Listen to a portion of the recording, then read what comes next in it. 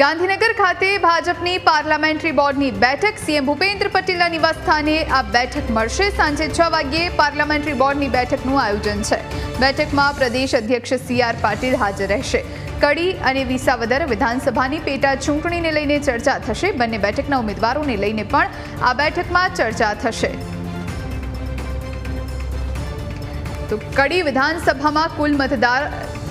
2,89,747 છે, જેમાંથી પુરુષ મતદારો વિશે વાત કરીએ તો 1,49,719 મતદારો, જ્યારે મહિલા મતદારો 1,40,023 છે। કડી વિધાનસભા જ્ઞાતિ સમીકરણની વાત કરીએ તો અહીં સૌથી વધુ ઠાકોર અને પાટીદાર મતદાર છે। ત્રીજા નંબરે મુસ્લિમ અને SC પાટીદાર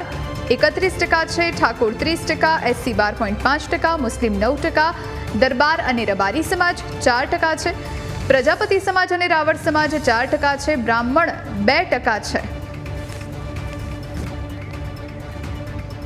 આજ વિશે વધુ જાણકારી માટે અમારા સંવાદદાતા જયેશ આપણી સાથે લાઈવ જોડાયા છે। જયેશ, સીએમ ભૂપેન્દ્ર પટેલની અધ્યક્ષતામાં સાંજે 6 વાગ્યાની આસપાસ એક બેઠક મળવાની છે અને જે કડી અને વિસાવદરની પેટા ચૂંટણી છે એને લઈ અને મનોમંથન કરવામાં આવશે, ચર્ચા કરવામાં આવશે, ઉમેદવારો પછી નક્કી થશે। શું જાણકારી હાલ?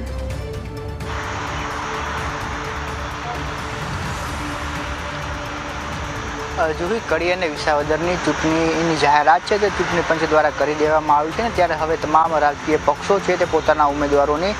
પસંદગી માટેની જે કવાયત છે તે શરૂ કરી દીધી છે ને તે અંતર્ગત ગઈકાલે કડી અને વિસાવદરના ઉમેદવારો માટે બીજેપીના જે નિરીક્ષકો છે તેઓ જિલ્લાઓમાં પહોંચ્યા હતા ને ત્યાં તેમણે દાવેદારો છે તેમને સાંભળ્યા હતા ને ત્યારબાદ જિલ્લા અને તાલુકાના જે પ્રમુખો છે તેમની સાથે પણ નિરીક્ષકો દ્વારા વાતચીત કરવામાં આવી હતી ને તેમનો પણ અભિપ્રાય છે તે લેવામાં આવ્યો હતો ને ત્યારબાદ જેટલા લોકોએ દાવેદારી નોંધાવી હતી તે તમામ નામોની પેનલ છે તે પ્રદેશ સ્તરે મોકલી દેવામાં આવી હતી ને ત્યારબાદ આજે સાંજે 6 વાગ્યા બાદ મુખ્યમંત્રીના નિવાસસ્થાને છે તે પ્રદેશ બીજેપીની પાર્લામેન્ટરી બોર્ડની બેઠક છે તે મળવા જઈ રહી છે ને આ બેઠકમાં તમામે નામો ઉપર છે તે ચર્ચા કરવામાં આવશે ને ત્યારબાદ કડી અને વિસાવદર માટે જે નામની પેનલ શોર્ટલિસ્ટ કરવામાં આવશે તેને કેન્દ્રીય નેતૃત્વ પાસે મોકલવામાં આવશે ને ત્યારબાદ કેન્દ્રીય નેતૃત્વ 1 થી 2 દિવસમાં ઉમેદવારોના નામની છે તે જાહેરાત કરવાનું છે ને ત્યારે મહત્વની બાબત એ છે કે 2 તારીખ છે તે ફોર્મ ભરવા માટેની અંતિમ તારીખ છે એટલે એની પહેલાં નામોની જાહેરાત છે તે કરવી પડશે ને ત્યારે કડીની વાત કરવામાં આવે તો અનુસૂચિત જાતિ અનામત આ બેઠક છે ત્યારે આ બેઠક પરથી 3 થી 4 જેટલા નામો છે તે ચર્ચામાં ચાલી રહ્યા છે, જેમાં પહેલું નામ છે તે સુરેશ સોલંકીનું નામ ચાલી રહ્યું છે કે જેઓ અગાઉ ST મોરચાના પ્રમુખ છે તે રહી ચૂક્યા છે, સાથે બોર્ડમાં પણ તેઓ અધ્યક્ષ રહી ચૂક્યા છે, તેમનું એક નામ ચાલી રહ્યું છે આગળ। ત્યારબાદ હિતુ કનોડિયા છે તેમનું નામ પણ આગળ ચાલી રહ્યું છે, તેઓ ઈડરથી ધારાસભ્ય રહી ચૂક્યા છે અને સતત સંગઠન સાથે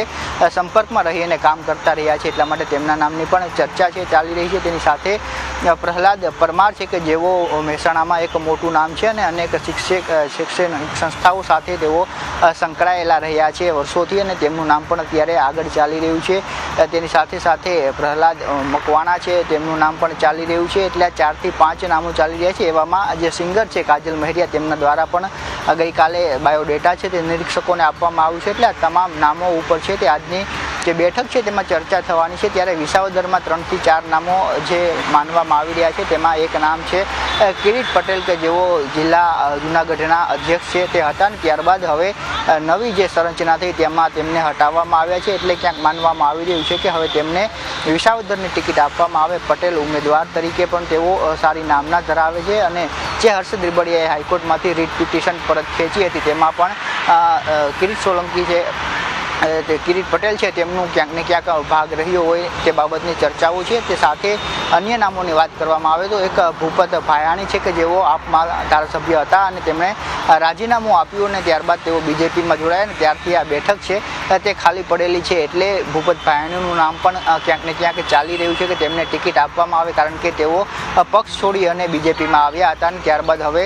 તેમને ટિકિટ મળશે કારણ કે જેટલા પણ ધારાસભ્યો કોંગ્રેસ હોય કે પછી આપ હોય એ છોડીને આવ્યા છે તેમને ભાજપે ફરી વખત ટિકિટ આપી છે એટલે એ વાત પણ અત્યારે ચાલી રહી છે। અને ત્રીજું નામ છે તે હર્ષદ રીબડિયાનું છે કે જેઓ અગાઉ કોંગ્રેસમાં હતા અને તેમાં ધારાસભ્ય પદેથી રાજીનામું આપીને બીજેપીમાં ભૂપત ભાયાણી સામે ચૂંટણી લડ્યા હતા પરંતુ તે સમયે તેઓ ચૂંટણી છે તે હારી ચૂક્યા હતા અને ત્યારબાદથી તેઓ સતત પક્ષ માટે કામ કરી રહ્યા છે. ઇકો ઝોનમાં પણ તેમનો મહત્વનો ફાળો છે તે રહ્યો હતો. એટલે ક્યાંક આ નામો ઉપર ચર્ચા ચાલી રહી છે ને તેને લઈને આજે સાંજે 6 કલાકે છે તે મુખ્યમંત્રીના નિવાસસ્થાને પાર્લામેન્ટરી બોર્ડની બેઠક છે તે મળવા જઈ રહી છે. આભાર આપનો, આપ જોડાઈને જાણકારી આપી તે માટે.